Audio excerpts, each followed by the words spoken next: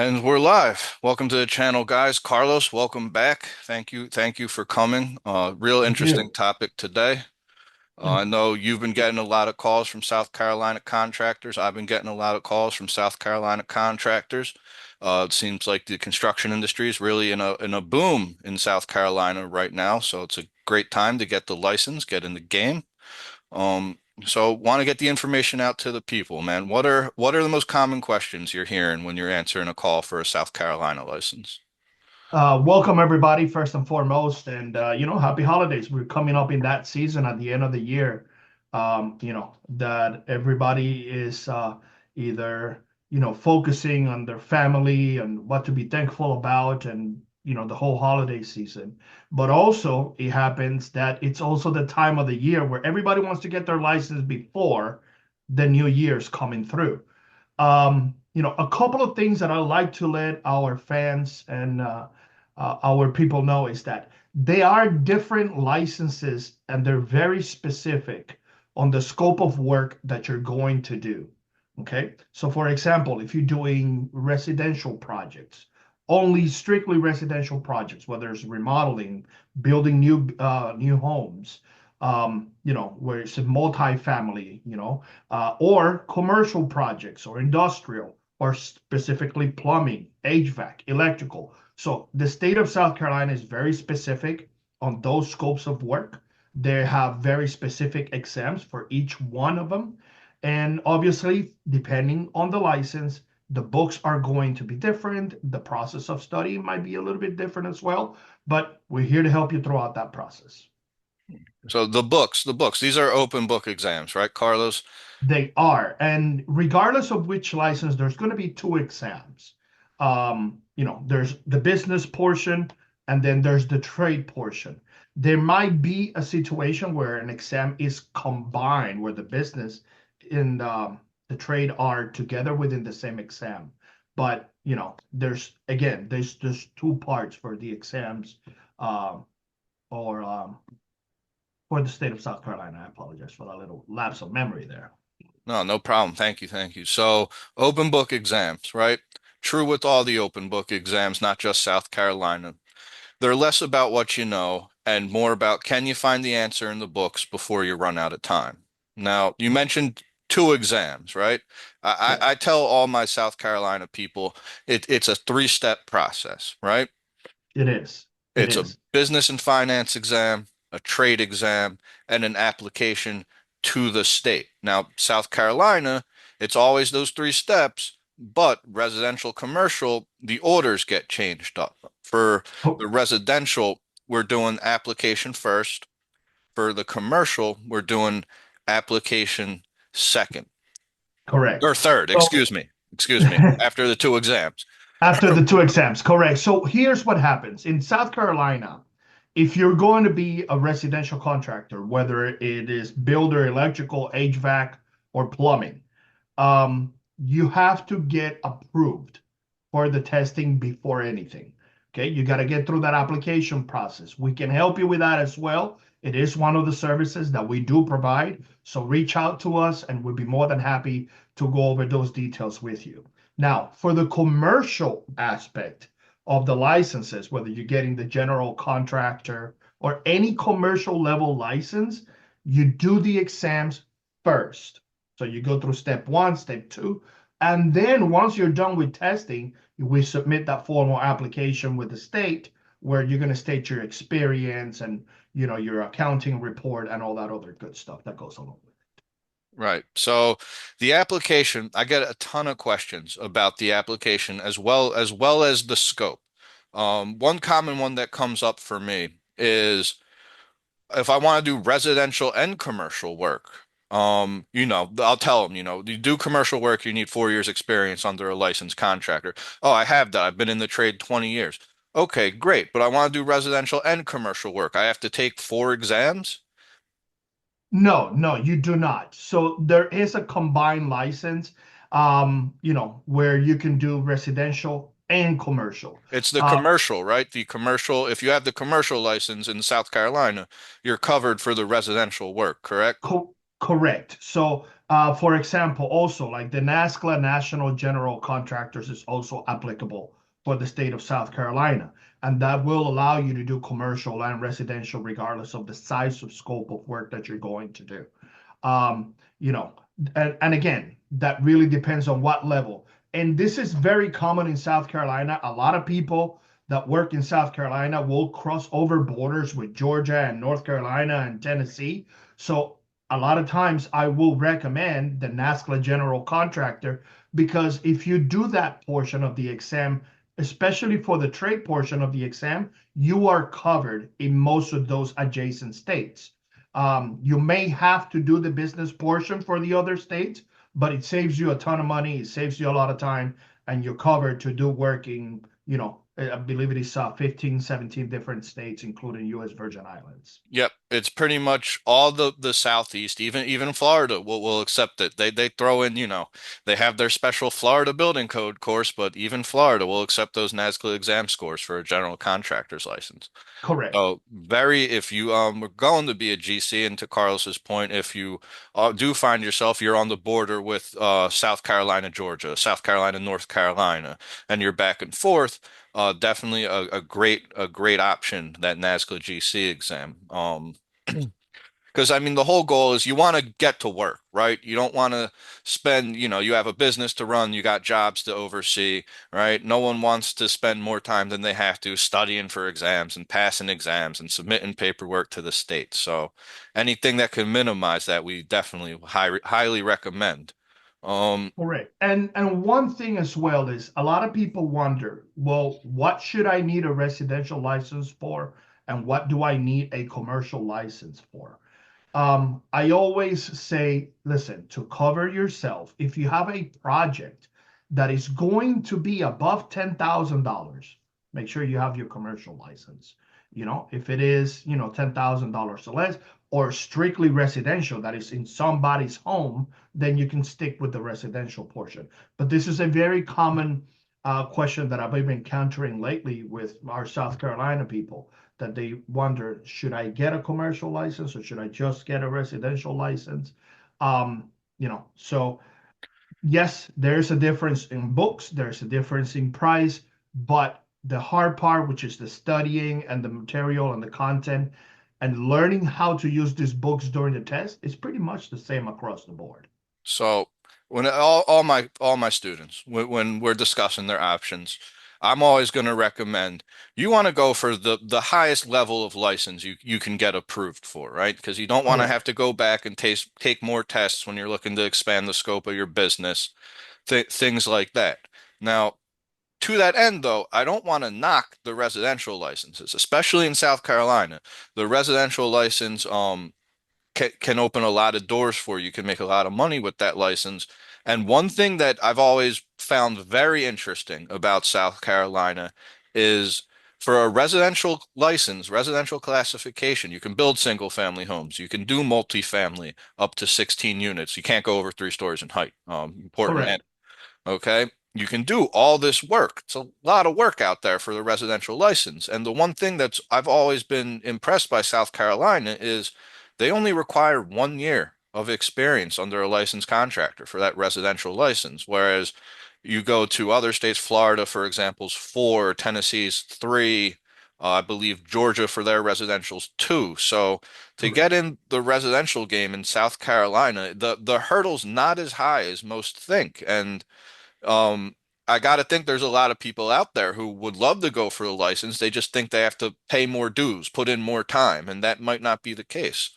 Correct. And one thing in that same tone is that, getting your residential license, let's look at the amount of work out there in the industry.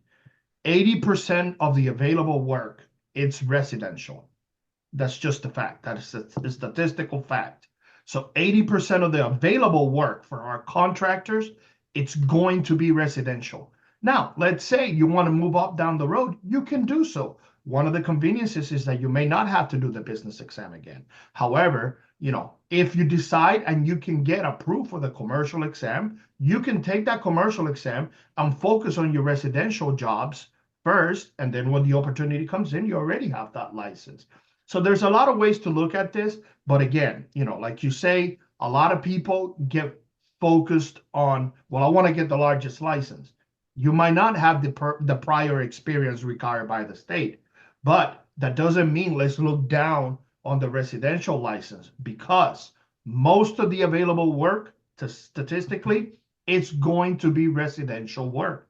And whether you think so or not, whether you think you don't need to pull permits, a lot of times people get in trouble for doing contractor work without a license.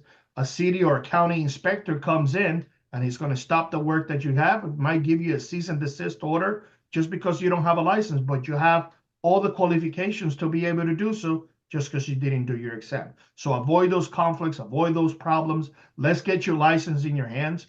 Give us a call, send us an email that'll be listed right here, and we'd be more than happy to assist you. Yeah, no, Carlos, two very, very good points there. Everybody wants to be a GC, right? Everybody wants to be a GC, but 80% of the work, you don't need to be an unlimited builder to get in that game. And, talk to residential builders. They're doing just fine, They don't have any complaints. Um, So also I want to encourage, don't sell yourself short, right? There's money to be made right now, and you don't want to tell yourself, oh, there's no point taking these tests just to be a residential. I'm going to wait another 2 years until I can test for the commercial. If you're ready to go now, get it done. Get the residential Absolutely. because that's 2 years where you're making significantly less money than frankly you would be capable of. And we all know in the grand scheme of things, if you're investing in an IRA, that's you're missing out on the compounding interest, man. It's as simple as that, right? Like Absolutely. 100%. Same methodology. yeah. Um So yeah, important distinction, right? Residential, they require 1 year of experience under a licensed contractor in the field that you're going for. So, obviously you're not gonna, apply to be a residential builder and tell them, I worked for an electrician for a year, right? Yeah, That's not correct. gonna Yes, it's work. got to be within the scope of work that you're looking to do. Same with the commercial. Now, the commercial is interesting. South Carolina requires 2 years of experience within the past 5 years, different from a number of states, right? Because they Correct. have that, it has to have been relatively recent. Only 2 years, which is not as high as a lot of municipalities, but within the last five, that's an interesting nuance in there. They want to make sure it's recent. And again, they're not gonna, if you put down experience that you were working for a commercial plumber, they're not going to let you be an unlimited builder, right? You could be a Correct. commercial plumber. So, and I mean, most people know this. I'm sure it sounds like common sense to most people listening right now, but let me tell you, I've had guys who, I want to be a builder. Okay, do you have the experience? Yeah, yeah, I got it. No problem. Been doing it 20 years. Down the road, my applications team, they're calling me and they're saying, "Hey, this guy, can you talk to him? Because he keeps telling me about his tree experience and he's trying to build houses." Yeah. So, you know, I get a lot of, and actually one of the most common issues here is a lot of guys that want to get their HVAC license, but they've only done plumbing, and right. vice versa. Because it is in the scope of work, it kind of goes hand in hand. But please, guys, make sure that you have that experience in that field. It has to be within that field. If you're going to go for HVAC, so you need to have experience in HVAC. If you're going to go for plumbing, you need to have experience in plumbing. If you're going to go for structural building, so your experience has to be within structural building. And again, for South Carolina, one of the good things is that the time requirement is a lot smaller than most states in the nation. It actually, really putting some thought behind it. It might be some of the shortest experience required, period, for licensed states. So Especially in the Southeast specifically. 100%. So, it's and the license, it is also pretty reciprocal with a lot of other states. Even if you get a residential, let's say you don't get the NASCLA commercial contractor, the license is reciprocal in several other states, but give us a call. We can go over those details with you. One thing Carl, you mentioned that I want to point out, you made an important distinction, structural building, right? If you're going to get a building license, they want to see building experience under a licensed building contractor, right? Correct. Now, license in South Carolina, there's a non-structural building license. Okay. And I just want to put this out there because we're coming up on the end of the year. Right now, to get this non-structural building license, it's a commercial license technically. Right now, all you have to do is take the commercial business and finance exam and submit your application to apply for this license. Beginning January 1st, this non-structural renovation license is going to be just like all the other ones. They're throwing a trade exam at you with like 8 books, right? So now all of a sudden it went from a very obtainable license for, guys who aren't doing the structure, right? Renovation type guys, redoing kitchens, things like that, to now they have to take an exam, 2 exams that's going to be very similar to a building exam, frankly. So if you're doing non-structural renovations and that's something that you're looking to start your own business, get into, get your application in before the end of the year. Get the business book, go sit for the business exam, and get that application in before January 1st. Save yourself a lot of time, a lot of money. I'm all about minimizing headaches for my people, so I really wanted to get that out there. 100%. And another thing is that there are certain residential specialty licenses as well that do not require examination. You still have to register. They're considered registrations instead of more than licenses. But like vinyl and aluminum siding rather, masons, masonry work, drywall, carpentry. So again, we go back to that non-structural Right. labor. Okay. So right now, for the remainder of the year, they're letting it go by with just the commercial business and law exam. One book, simple exam, you can get it done very, very quickly. Where versus once the 2025 rolls in, you're going to have to take the business exam and the trade portion. You're going to look at substantially more money, more time, more effort. And, as we know in construction industry, time is money, my friends. So let's make it happen. Speaking of time, we're coming up on it. So before we go here, Carlos, we've bounced around, we've covered a lot of good topics. I think we got a lot of good information out. But meat and potatoes, all right? Let's do residential first and then we'll do commercial. I Okay. call you, I want to get my residential contractor's license. Forget about the trade, it doesn't matter. All right? I want to get a residential contractor's license. What do I need? How do I get going? Okay, so 3 steps. We need to submit your application with the state.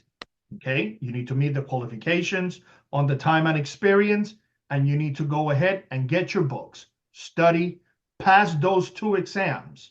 Okay, you need to pass the business and law and the trade portion, whether you're doing building, electrical, HVAC, or plumbing. It's going to be 2 exams, but the application needs to get submitted before you can take the exams. All right. And this is also something that we can help you from beginning to end. We can offer you the books tab and highlight it. You will have access to all the practice questions and exams 24 hours a day. And we have packages where if you do not want to keep the books, you can return them back to us and we're going to give you a reimbursement for that. So those are the 3 processes for the residential contractors in that order: application, business and law, trade portion of the exam. The state's going to review everything once you are done with those exams, and you finally be awarded with your license. So let's start making money. Yeah. So one of the things we have the Jumpstart package, right? And I love offering that to our students because it's the application assistance which we provide where our specialists make sure your application's perfect, right? Minimize the delays. It also includes everything you need for step one, that business exam. So while the application's being prepared, while the state's reviewing it, you're studying for the business exam. The moment you get that candidate ID number, you're taking the business exam, you just have the trade exam left and you're licensed. So it's a great place to start because like I always tell my students, more than happy to send you all the books right now, but the fact of the matter is you're only going to be studying from one of them for a few weeks and the rest of them, depend on your trade, you're going to have anywhere from 20 to 40 pounds of books sitting in a corner somewhere you're not touching, right? So why not break it up, take it a step at a time. We can make this super manageable and one foot in front of the other, you're licensed before you know it. Correct, absolutely. And one of the good thing is that we will honor those reimbursements, if we do the Jumpstart package, we will go ahead and apply some of the balance on the reimbursement for the business book into and towards your trade portion of the books.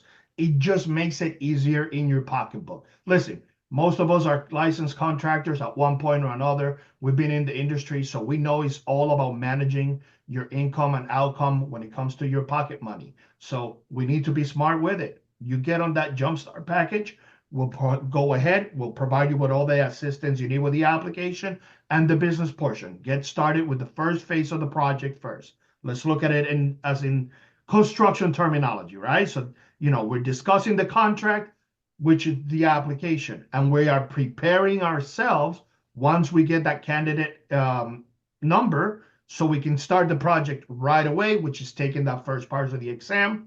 Return that business book to us. We're going to accredit you that reimbursement into your trade portion of the books. Now you can start studying that portion, knock it out of the park with our top shelf, top tier material that we have and content for you. Knock it, get your license. Let's start making money. Okay, awesome. So residential got you covered. What about commercial? Ring ring, Carlos, I want to be a commercial contractor, South Carolina. What do I need to do? Okay, so commercial, we're going to have a quick little discussion on the scope of work that you will actually be doing. Okay, I want to make sure that you do qualify because now it's going to be a little bit different. Now we need to focus on the exams first and foremost. The state's not going to bother to look at anything without those exams done. So, business and law exam first, trade portion of the exam second, and then we will help you to submit that application with the state once your exams are done. And again, same process. We have those books, we have all that top tier content, all the exams, all the practice questions, everything that you need to assist you to pass your exams. And we can also, again, help you with the commercial applications as well. And we offer that reimbursement if you do not want to keep your books, making everything a little bit more economical at the long run. Awesome, awesome. So for any license in South Carolina, Carlos, anybody in our audience wants to get started, how do they get in touch with you? Absolutely. Listen, you can send me an email to my direct email, which is carlos@oneexamprep.com. I believe there'll be a link somewhere around here for you. And my direct phone number, it is 954-414-0293. 954-414-0293. I believe there'll be a link also here in the screen at some point. And give me a call. We'll go over the details and find out exactly what you need and help you to the quickest and most effective way to get license in your hands. Awesome, awesome. Carlos, as always, it's been a pleasure, sir. Thank you so much for taking the time today. My pleasure, Andrew. You guys have a great day and see you again in our next episode. Thank you guys. Have a great day, everybody.